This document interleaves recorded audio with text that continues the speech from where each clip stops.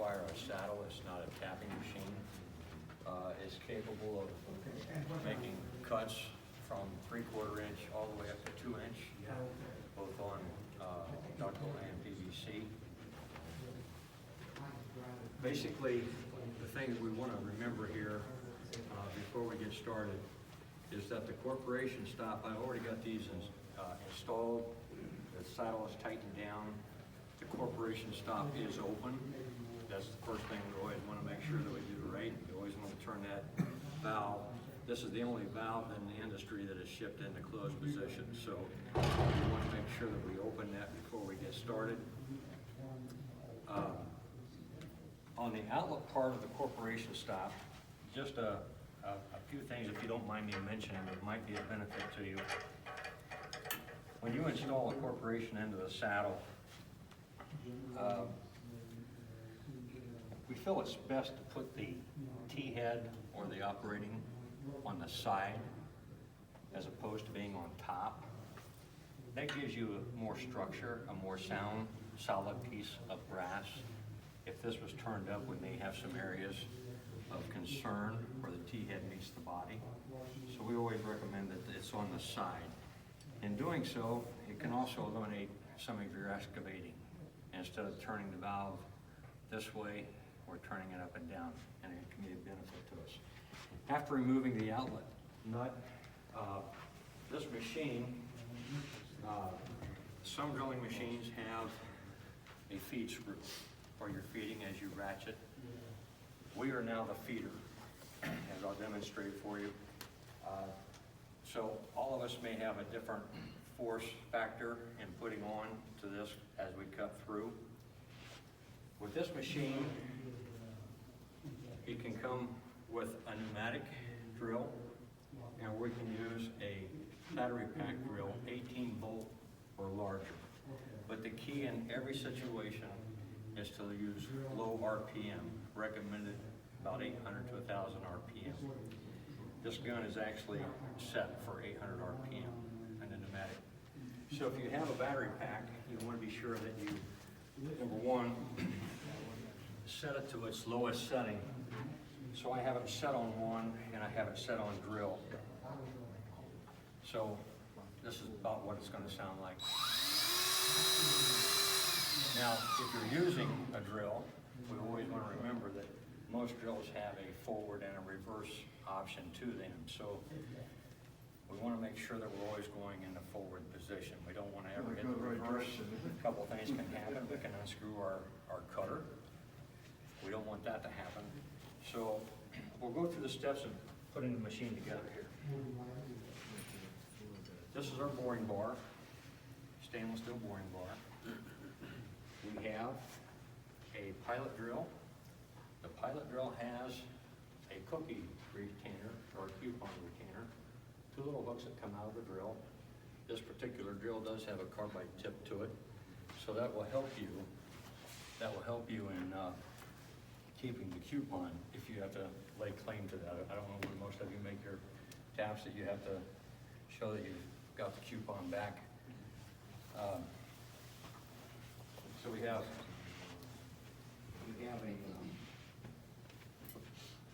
in the boring bar, the way we insert the pilot drill in, we have a little hex head here that we're going to unscrew and remove it. Some people may take it all the way out. I'm old and shaky, so I leave it in there. I don't want to drop it in the pit somewhere. Or the tool that holds it. I'm sorry? Or the tool that holds it. Yeah. We're all good at that. So there's a little flat spot on the pilot drill that we're going to marry up to that. As we insert it, you'll kind of get the feel.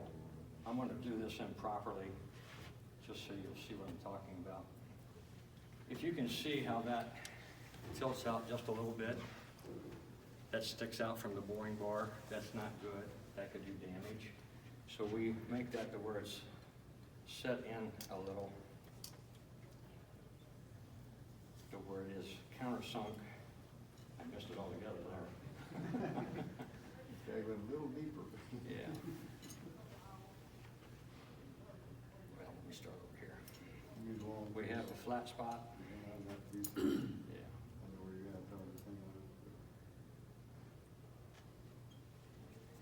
tighten that up. I missed it again. I got this in.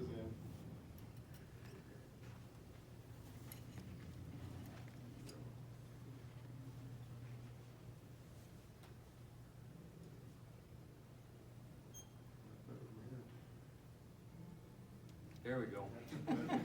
Thank you, sir. I do No appreciate problem that. at all. It's just fine. No, I always just put a little extra on that to make sure that we're good and sound.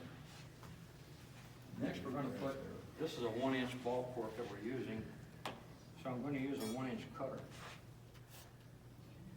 This is just a standard Morse cutter, Morse tip cutter. Carbide tips, and it screws on. The boring bar has 2 sets of threads, one for 3/4 and 1 inch, and the other for 1.5 inches and 2. So we'll screw that on there. And we're tight there.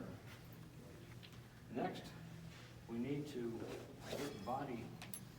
This is very lightweight. It's already tapped for 2-inch copper thread. So if we're doing a 2-inch tap, we don't need any adapter.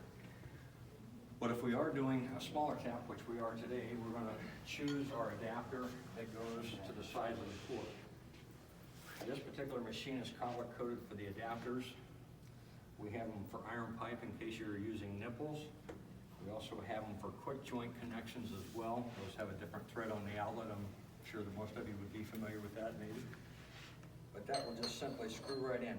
Notice, if you would, there's a rubber gasket right on the outlet side of that adapter. You see that okay? Mm-hmm., that has no water seal purpose. That's just a breaking point for when we want to take it off. So we screw that on. We have a tool here that comes with it that allows you to tighten those on down. It also has a hole that's designed to help us when we're ready to remove things, and I'll show you what that's for later. So, we feed this drill, and that's the reason we don't have a stop. This does not have a stop to prevent you from going through, and the reason for that is we feed it like a muzzle, or it comes to the bottom side. And you'll get indicators on here. Some people may want to use some kind of a device that will keep that from going through on smaller pipe. So now that we have that, the corporation is open, the back is off, and we'll screw this right onto the corporation style.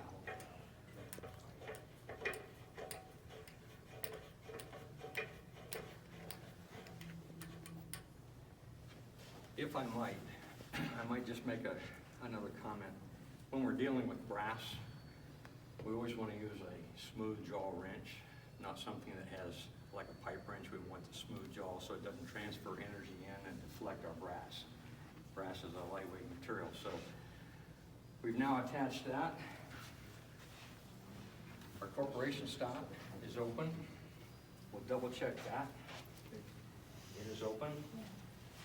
Everything has been installed, so now we're getting ready to make the tap using a 36-volt battery is what I have. 20 volt or larger. Low RPMs, set it as low as you can. So we got to make sure that that stud opens up to where we can attach it to the blowing bar. And that's where we hit the button to go forward now. Tighten that off. I always keep this away from the pipe. We have the pilot drill that's going to hit the pipe first. And then once that goes through, the cutter will engage onto the pipe. And we want to allow that cutter to do its job. So I am going to put pressure on this, but not excessive pressure. Number one, when I do make it through, I don't want to jump to the other side and do more harm than good. Pulling it all the way back, I always start the drill. I always lay my finger on the gasket to make sure I know what's going on. And then I just simply let it go down through.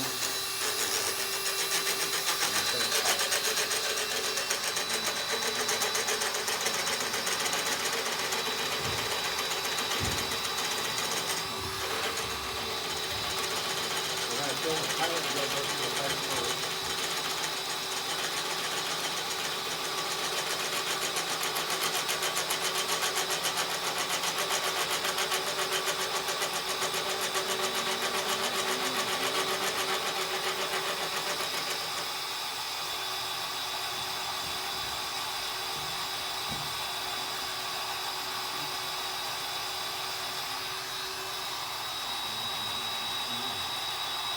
important to keep the boring bar straight, try not to put too much to there.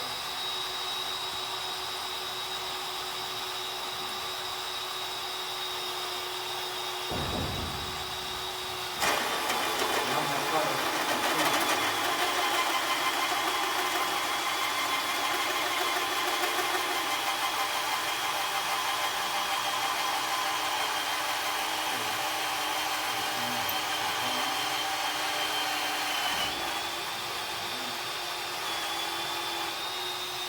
I keep it running. I keep it running as I pull it out. And now I'm through. First thing I'm gonna do is just take my drill apart. What do we do next? We close the cork, right? Otherwise, everybody's gonna get mad. Otherwise you're gonna get. And I will tell you, when that pilot drill does go through, we have a port over here, an 1/8" port, that for ductile, we recommend that you take that out before making the cut. It allows you flushing purposes. I did not do that in this dry case. I will also tell you that when you do put that on there and you take that out, pay attention to where that's at unless you have a hose to put on it to get it all the way, because remember I said you don't have to excavate as much. I've tasted dirt. Mouthful, I've got. That thing's gonna hit the side of the wall. So, Another thing, you wanna make sure that corpse open too, because if you got it just all slightly. yes, you go through, right. And mess it you'll, up in a leak. you'll notice that when you're doing that, I always like to stick my finger in there when I open that, just to make sure that I don't have any edges. Especially if I'm with a 2" cork, those are a little more costly than a 1" And then I simply remove that. Now here comes the part that's important on how to take this apart. Because I have these 2 coupon holders in here, to where I would have caught the cookie for the coupon. I can't take this off because of those hooks, so I have to do it just a little bit differently. The boring bar shaft has a set area on it, both one for taking off the cutter and also kind of like a little handheld device. Please, thank you very much, I appreciate that. No problem at all. I don't know if I can do that or not. It's a little warm.